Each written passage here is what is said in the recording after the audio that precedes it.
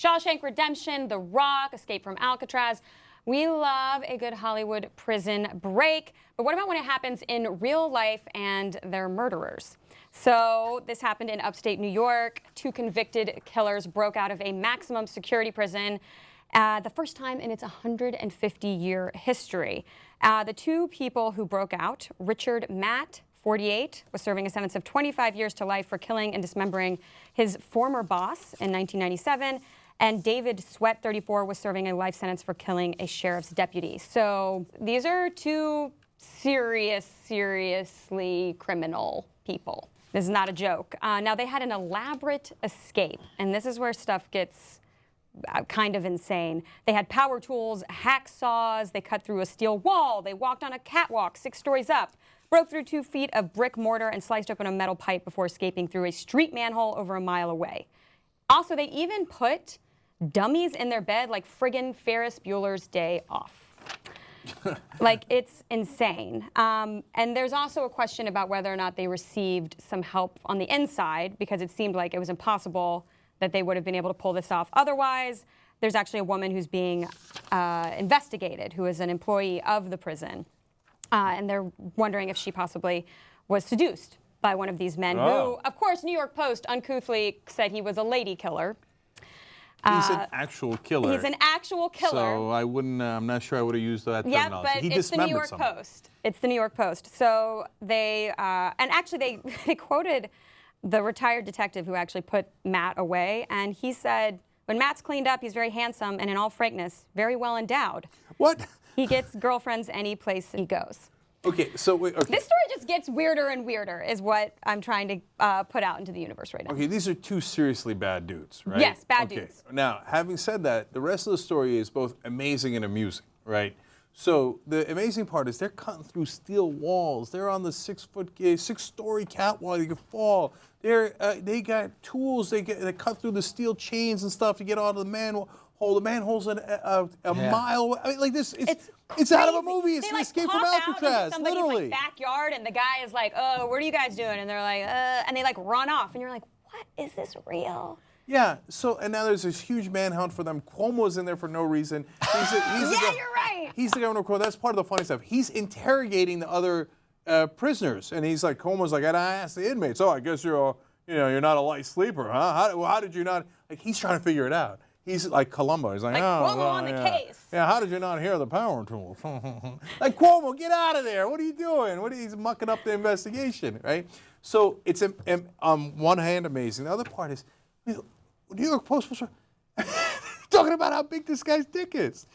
I mean, they said in the story, he's very well endowed, so you got to understand that, of course, a woman might have wanted to sleep with him and give him, since he's got power tools of his own, maybe they traded power tools. Okay. You went there. Okay, so, and then we're not done yet, and then there's a racist note that they left behind. Yes, there was. They did leave it behind on like a pipe that they had cut through, and it's a creepy smiley face note that, like you said, is mildly racist. I think it kind of looks like Mickey Rooney playing that Japanese character in Breakfast at Tiffany's. That's what it looks like, yeah. That's what it's giving to me. So, but I don't understand. Like, is this a clue? Like, are they going? Like, what are they doing with this? I don't understand. Oh, like, are they going to Asia? Because no, I know, I get it. Big Trouble in Little China. So that's where they're going. No, okay. At least they use a piece of yellow paper. Yeah, I'm sure Cuomo has that, and he's breaking it down, guys. So, okay, it says "Have a nice day," and it looks like a caricature of an Asian person, and hence the Mickey Rooney line. So, and people are now actually upset about this. Okay, now, look, hey, is it like, if under different circumstances, could it be mildly offensive? I get it. It could be, right? Look.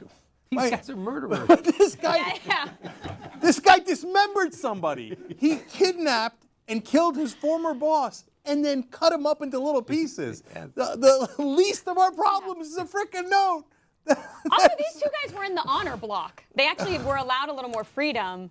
I mean, the whole thing is kind of mind-blowing. And the other, I mean, Cuomo, of course, was like, of course they had to hear something. Because, I mean, if you have hacksaws and you're cutting through metal, it's like, were the other inmates, are they all covering for them? And how did they ingratiate themselves in such a way that they were like, we're going to let these 2 dudes? You know, I heard Charlie Manson wore a sombrero on Cinco de Mayo in a very insulting way. Not okay Slightly with larger issues. Slightly larger issues, right? Yeah, let's all try to get some perspective here. Right.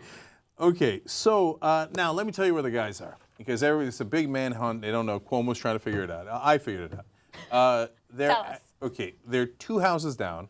If they're not 2 houses down, they're 2 blocks down. If they're not 2 blocks down, there is no way they're further out than 2 miles.